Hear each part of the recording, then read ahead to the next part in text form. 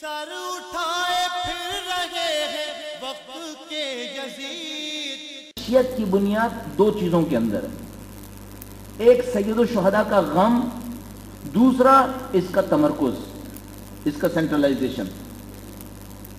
یہ دو چیزیں آپ ختم کر دیں معاملہ ختم ہو جائے گا، شیعت ختم ہو جائے گی۔ دونوں چیزوں کو توڑنے کا بہت آسان طریقہ یہ ہے کہ شیعہ میں سے دین کا جذبہ ختم کر دیا جائے۔ دین کا جذبہ کم کرنے کے لیے کیا چاہیے؟ وہی جس کو ہم آج فحشا کہتے ہیں، وہی جس کو ہم مغربی ثقافت کہتے ہیں۔ آپ لوگوں کو سکھانا شروع کر دیجئے، ان کا دینی جذبہ ختم ہو جائے گا، ان کی دینی غیرت ختم ہو جائے گی، خود بخود ان تمام ہتھیاروں سے دستبردار ہو جائیں گے جن کے اصلی ہتھیار ہیں۔ اب یہ کہاں پہ سکھایا جائے؟ میری عمر 42 سال ہے، آج مجھے اگر کوئی بے دینیت سکھانے کی کوشش کرے مشکل ہے کہ کامیاب ہو پائے گا، لیکن اگر آج ہی میرے بچوں کے اوپر حملہ کر دے عین ممکن ہے کامیاب ہو جائے گا۔ یہ وہ کام ہے جو ووٹ کے ذریعے سے، تعلیم کے ذریعے سے بہت آسانی سے کیا جا سکتا ہے۔ اسلام کا مقابلہ کرنے کے لیے طریقہ کار کیا رکھتے ہیں؟ ذرا توجہ فرمائیے گا۔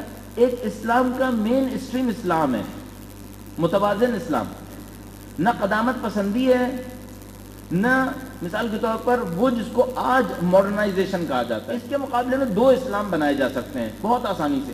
ایک وہ اسلام جو بظاہر بہت اچھا ہے لیکن اتنا قدامت پسند اور اتنا متحجر ہے، اتنا سخت ہوا ہوا ہے کہ معاشرے میں چل ہی نہیں سکے گا، جیسے طالبان۔ اسلام نے کہا ایک، یہ کہے 10۔ اسلام نے کہا ایک ضرب لگاؤ، کیا نہیں ضرب لگاؤ، کاٹ دو، ختم کرو معاملے کو۔ اس طرح دوسرا کام کیا کیا جائے؟ ایک طرف سے قدامت پسند بناؤ تاکہ اسلام ختم ہو جائے، دوسری طرف سے اس کو سیکولر اور ویسٹرنائز۔ اس بیچ میں وہ صحیح پٹی ہے جس کو آپ اور میں صراط مستقیم تعبیر کر سکتے ہیں۔ اب پورا ہدف یہ ہے کسی طریقے سے مسلمان کہیں ایک جگہ پہ کھسا جائے۔ یہ جو اس وقت جس مشکل کے سامنے ہم ہیں وہ قدامت پسندی نہیں ہے، وہ یہ دوسرا والا ہے، سیکولر اور ماڈرنائز اسلام۔ ایسا سیکولر اور ماڈرنائز اسلام کہ جو مغرب کے لیے بے ضرر ہو جائے، مغرب کو نقصان نہ پہنچائے۔ اچھا، اس اسلام میں سے کیا کم کرنا پڑے گا تو پھر یہ مغرب کو نقصان نہیں پہنچائے گا؟ نمبر ایک، دین کی غیرت۔ اچھا، غیرت کسے کہتے ہیں؟ غیرت اسے کہتے ہیں وہ وہاں پر مصیبت میں پڑا ہوا ہے، آپ اپنا کام کیجئے، آپ کو کیا؟ وہاں پر اسلام کے احکام پامال ہو رہے ہیں، آپ کو پرواہ نہیں ہو، آپ اپنا کام کرتے رہیے، آپ اپنے کام میں مشغول رہیے۔ ٹیچرز ٹریننگ کے دوران ایک جملہ جو مکرر ٹیچر سے کہا گیا وہ یہ کہ آپ لوگ پردہ کیوں کرتے ہیں؟ یہ تو خلفاء نے بنایا تھا۔ اتنا اصرار کر رہے ہیں اور کتنا پوری دنیا اعتراف کر رہی ہے بیوی کے پردے کے اوپر، اور بیوی زینب سلام اللہ علیہا کے پردے کے اوپر ہمارا کتنا گریا، اس کے مقابلے میں یہ جملہ۔ دشمن کو کبھی بھی نادان نہیں سمجھے گا۔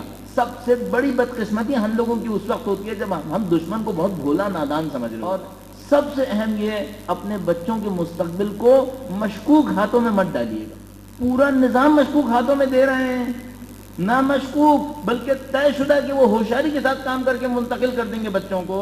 ہم لوگ دنیا کے اندر عام کاموں میں یہ کام نہیں کرتے۔ مثلا میں آپ سے کہوں ایک گاڑی کے اندر بیٹھی ایک ڈرائیور بیٹھا ہے جس کا نہیں معلوم یہ کہاں چلائے گا، کیسی چلائے گا، آپ یہ نہیں کرتے۔ آپ بچوں کے مستقبل سے کیوں کھیلیں؟